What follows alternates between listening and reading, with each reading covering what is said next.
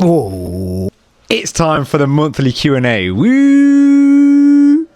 Sorry, not in the center. Hello and welcome back to another edition of the monthly Q&A, where basically I look at all of the different YouTube comments and I pull them all together and I'm like, you know what, let me just answer them in a video. It just makes more sense like that. So today we do have 5 questions, and if you want me to answer any of your questions, please put them down in the comments below. It can be on any one of the videos, and I'll just, at the end of every month, I'll put them all together and I'll do a video like this. If you're new here, my name's Harry. Hey, I've worked in, what was I doing? I worked in investment banking for a few years, Big Four audit, and also worked in asset management in front office and middle office positions. Literally worked in finance for a long time. I also have my own business that I co-founded with my favorite person, and also I am working on a new business as well. I'm also a musician as well. I do rapping and songwriting. So yeah, that is me. Links all in the bio for that information. Anyway, let's get back to the video. Also, before we start, what I'm going to say is I always really like the usernames of people. So what I want you guys to do is let me know which person has the best username from today's video. In the last one, we had some really cool usernames, not gonna lie. But yeah, I want you to go in the comments below. Let me know which is your favorite username. So the first one is Mehran Rahimi 8511. If I'm gonna rate that username, it's a solid 3 out of 10. Anyway, let's get on to their question, which ironically says BSc Econ at Uni at Exeter out of 10. Now, one thing I want to say before we start, please, if you're gonna ask questions, be polite, be nice. Manners cost nothing. Genuinely, you just need to put, even if it's just hey, which isn't even really asking that nicely, but hey is better than just being like BSc Econ. Like, bro, I'm not ChatGPT. Like, genuinely. Anyway, let's get into it. I'll answer it regardless. So I always say uni of a course, right? I go by that mantra, and I firmly believe that. So we're looking at this from an investment banking perspective. If that's the case, Exeter is a strong semi-target. Now, I recently did a video which is here, so you can go check that out, where I literally go through the different universities in terms of targets and semi-targets, and I give them like sort of my tier ranking. Now, where I've put Exeter is, so I actually split out the strong semi-targets into 3 categories. I had tier 1, tier 2, tier 3, and it's in tier 3 for me. And the reason is it's not a bad uni for investment banking. I know that traditionally it is seen as a strong semi-target, but the difference between that one and other ones, I would say, is I personally don't know anyone that has got into investment banking from Exeter. I do know on the flip side that Exeter does have some good connections with JP Morgan, I believe, for their degree apprenticeships. Not saying that that is a guarantee from there, but the fact that it has some links there, they might be doing some events and stuff on campus, which is something that you really need to go to and really take advantage of. So Exeter as a uni, like I said, it's still a strong semi-target, but it's of the lower ones in my opinion. Now, in terms of BSc Econ, I think Econ is one of the best degrees you can do to get into investment banking. It's up there with maths, and it's also management. Management is really good at top universities, but yeah, it's on that top tier, and I've done all of that in another video which is here, so go check them videos out. So combining those two together, what would I rate it out of 10 to get into investment banking? I'll probably give it like a 6.8 out of 10, and it's just based on that. And one thing I really want to caveat with this is these ratings are all subjective. Like, they change every year slightly, ever so slightly, and there's different factors that feed into this. Like I said in the video that I mentioned where I talk about universities, I mention all this stuff about the caveats and things like that, but at the end of the day it is quite subjective. This is from my opinion in terms of working in that industry, where I've seen people coming from and whatnot, and my own research as well. Now, Mehran did actually ask a second one, but I'm not going to answer that because I just want to limit this to 1 per person per video. I think that's quite fair. Also, again, no manners, man. Where's your manners at? Come on, manners. And the second question comes in from Elif Amma 1. If I had to rate that username, I think it's just as, you know what, it's kind of dead like the first one. 3 out of 10, man. Like, be inventive, man, be inventive. And it says, thoughts on financial econ at St. Andrews. Again, manners, come on, you can do better. I'm trying to make the world a better place. Do you know what I mean? Like, so please use manners. So with this one, it's, again, looking at it from an investment banking perspective. St Andrews, I actually worked with a couple of people who went to St Andrews at the bank I was at. So I know that it can definitely get you in.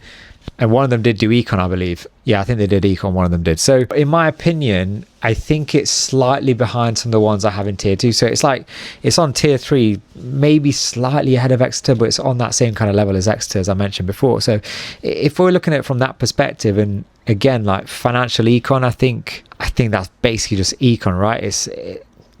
In my opinion, it's going to have the same kind of outcome as econ. So putting all that together, I'd probably give this the same score as I did to Exeter Econ, which is 6.8 out of 10.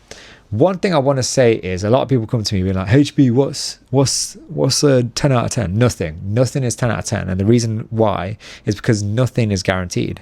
It's also why nothing's a 0 out of 10, because nothing is impossible when it comes to these kind of things. So please remember that disclaimer. Okay, the third question comes from George Mason, 3771. Are these just like people's PIN codes at the end or something? Like 4-digit? I don't know. Again, 3 out of 10 for the username, man, honestly.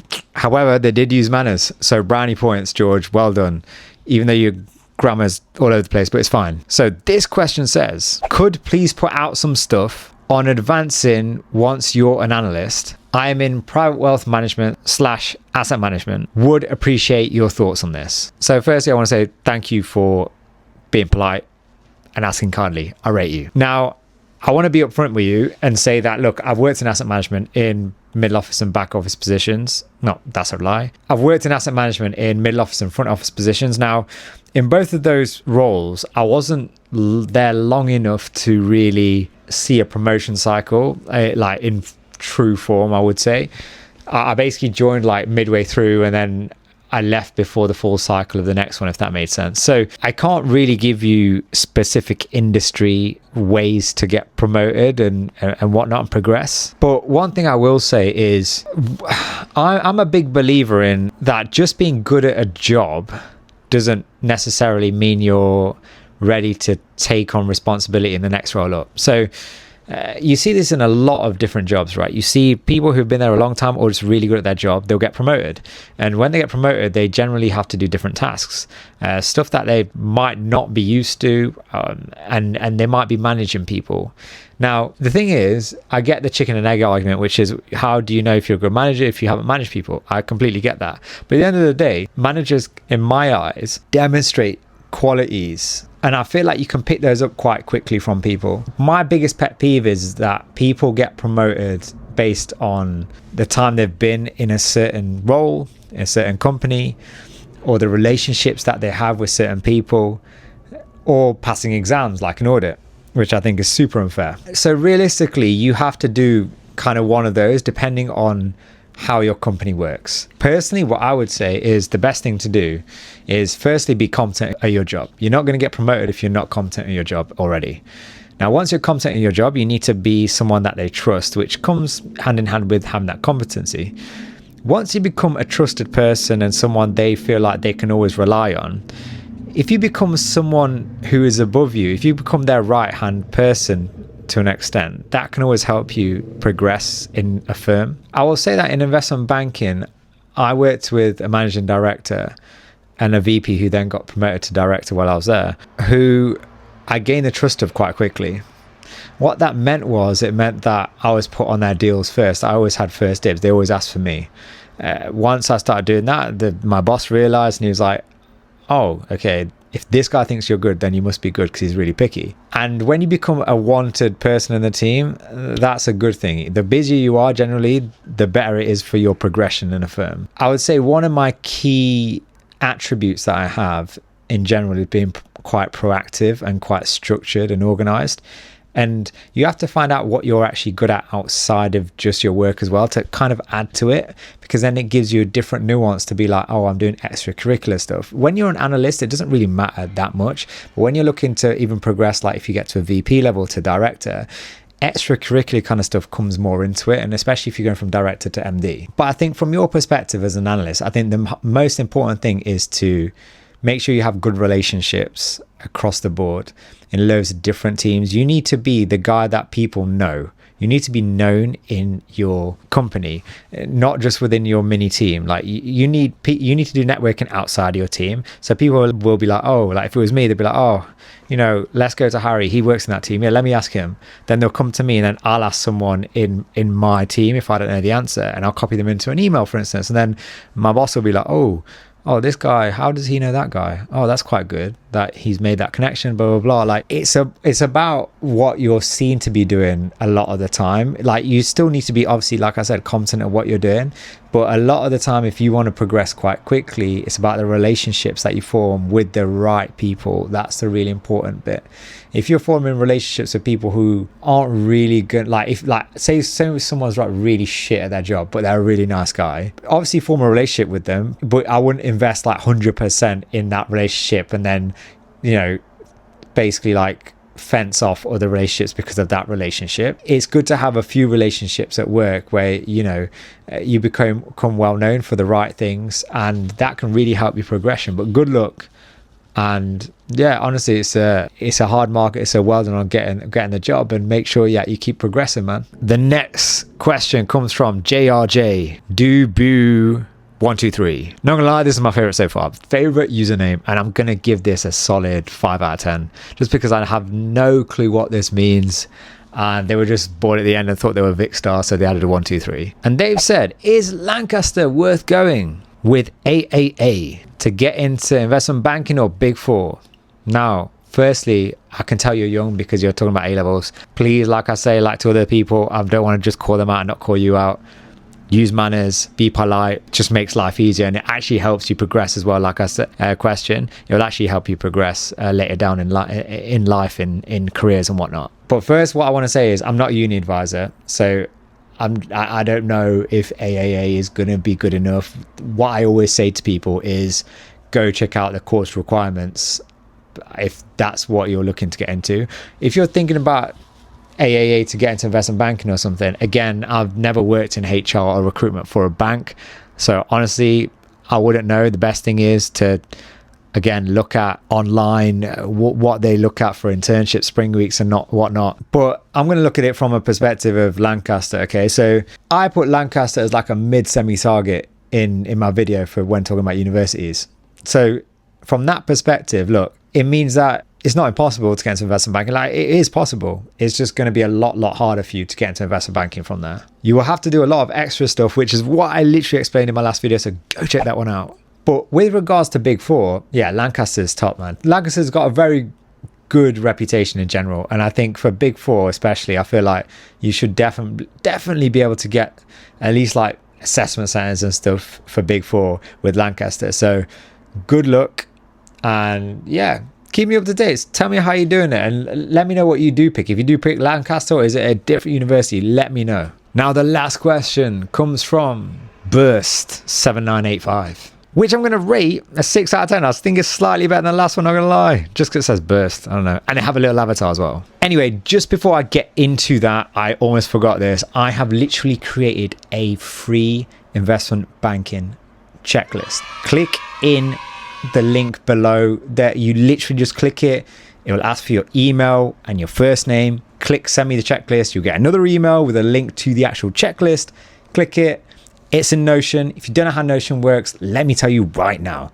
What you have to do, as soon as you click it, you in the top right hand corner, you click on the 3 lines. Click on that. Then all you have to do from there is click duplicate, and then it becomes yours. So that means you can write in it, you can add notes, you can change things up, whatnot, but this is yours now. There's literally in the bottom table, there's a column which says completed. Every time you click completed in that, the table above, which has a readiness score, literally will move and your progress will go up and down depending on how many you've clicked. Now, the purpose of this is not to actually complete everything. Like, if you have bare time, then do it. But I basically segmented it out into essential, recommended, and optional things to do. Do what you will with it. I'm just giving you almost like a blueprint on what you can do over the summer to really get ahead in different applications, whether it's spring weeks, internships, grad roles, off cycles, whatever it is. Honestly, this is the stuff that I've seen that actually works. So go check that out. in the link in description. Now let's get back to the video. So this question from Burst says, if I wanted to get into high finance and I do econ as an undergrad at Manchester Uni and then a master's at Oxford, will the Oxford degree trump any undergrad and make me more competitive? Firstly, I've got a whole video on masters and what I think of them. Here it is, go check it out. But my overall view on masters is, look, do they help? Yes. I'm not gonna lie to you, they do help. Are they worth it? Depends on your situation. And what I mean by that is money. These cost a lot of money. The ones that are worth doing cost a lot of money. In the video, in the master's video, I literally go through what I believe to be target and semi-target ones and what kind of courses you can do that to really enhance. But I also caveat saying, only do this if you have excess money to the point where you are willing to shit on 50, 60 grand or just like put it down the toilet, then go ahead and do it. Like I said, it will help you. Now, will it trump your undergrad? No, it won't. I don't think trump's the right word. I think it will boost it, but it's not going to totally eradicate your undergrad, if that makes sense. But I've literally seen, I used to work with someone who did an undergrad at Queen Mary, then did a master's at UCL and got into the bank that I was at. So I know it works. I know that masters do work. But like I said, the ones that are worth doing actually cost quite a lot of money. And I will never advocate for someone to spend their hard-earned money or borrowed money or whatever it is to go and do a master's if you genuinely can't afford it. And if it's, I mean, Oxford, like, it's slightly outside London, but I was going to say, if anyone's in the ones that are in London, obviously you have to live in London as well. You have that expense, not just a tuition fee. So you have to factor everything in. So my advice would be, if you're already doing the MSc or you're looking to do the MSc, first look at the cost. Can you actually afford it or not? And secondly, you're still going to have to apply early to things and whatnot in order to get something. Genuinely nothing's guaranteed. Even if you get interviews and everything you apply for, you still have to pass the interviews. They're not just going to be like, oh yeah, they go to Oxford. Yeah, definitely in. It doesn't work like that. But yeah, that is the end of the video. Hopefully this was quite insightful. Like I said, please keep dropping your questions below. I will do this every month. So every last Wednesday of the month. What I'm actually planning on right now is actually getting a really structured cycle together in order to give you the best kind of advice and just insight into my life as well on a more structured basis. Like I said, I love structure. I've just been here, there, everywhere recently just because personal stuff been going on. But I feel now I'm in a slightly better place in terms of structure. So yeah, that's where we're at. Please remember to like, share, comment, subscribe. Do not gatekeep me, man. Bear man are gatekeeping me. And also, I want to say, like, by the time you see this, it's been 2 days since we released the checklist. We've got over 50 people already who have downloaded the checklist. So I just want to say thank you to everyone that has. Please let me know what you think of the checklist. It's going to be something that we upgrade constantly. It's not going to be something one and done, and it's going to be free forever. The way that's going to work is I'm going to be dropping videos that are related to it, and a few days later, whenever I have time, I will be updating the checklist based on that video. So yeah, remember to check that checklist. So remember to check that checklist in the link in the description. And yeah, I'll see you next week. Peace.